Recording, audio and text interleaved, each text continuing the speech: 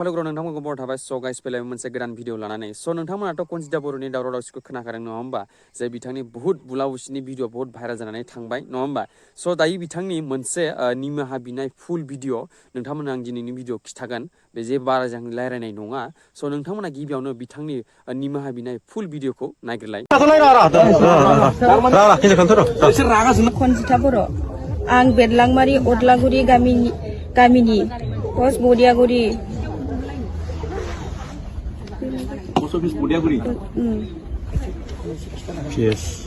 PS Gossaigaon जिल्ला क'क्राझार आं गावखौनो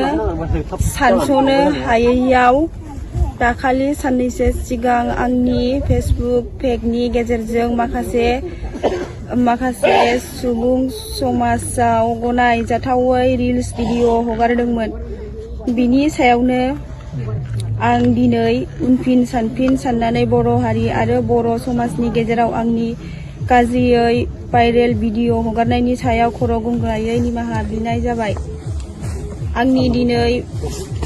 दिनै बयनिबो गेजेराव खोथा होयोदि दिनैनिफ्राय आं रिल्स भिडिअ बानायनायखौ बन्द' खालामनाय जाबाय। इयुनाव आं जुदि रिल्स बानायबावो अब्ला आंनि सायाव साफ्रोमबो बर' रायजो राजा आरो आफादफोरा नांगौ बादियै साजा होनो हागोन।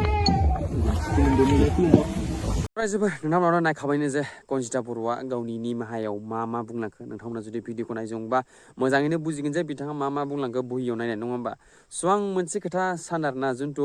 जे कनजिता बर'नि जुदि मोखांनि एक्सप्रेसनाव नायनानै आं मोनसे बुस्थु सानो जे बिथाङा एकदम माबा सिरियास लायै बायदि मोनथारदों मिथिबायना बिथांखौ जाहाथे ससियेल मिडियायाव जिबायदि बुंबाय थादों बे आं एसे सिरियास लायै बायदि मोनबाय थादों आरोना लोगोसे बिथांनि थाखाय मोनसे गोदान बिथांखौ आं मोनसे कंग्रेचुलेसन होनना बुङो मानो होनबा बिथांनिया जन गाज्रिनि थाखाय बिथाङा जेब्ला 26K फलोवार्स दंमोन दायो थाङै 50K फलोवार्स जाबाय गाइस 50K जाय खामानिखौ बे दख'ना खुनानै मावनो हायासै बेखौबो भाइरेल जानानै मावबाय नङा होमबा खाथ्रा बेखौनो बुंनांसिगोन दायो आरो माथो बुंनो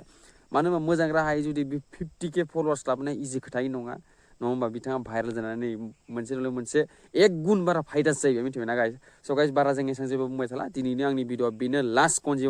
कनजिता बर'नि सायाव आरो आं बेलेग भिडिअ बानायनाय नंला स गाइस भिडिअखौ फोजोबबाय एसेनोसै टाटा बाय बाय गुड नाइट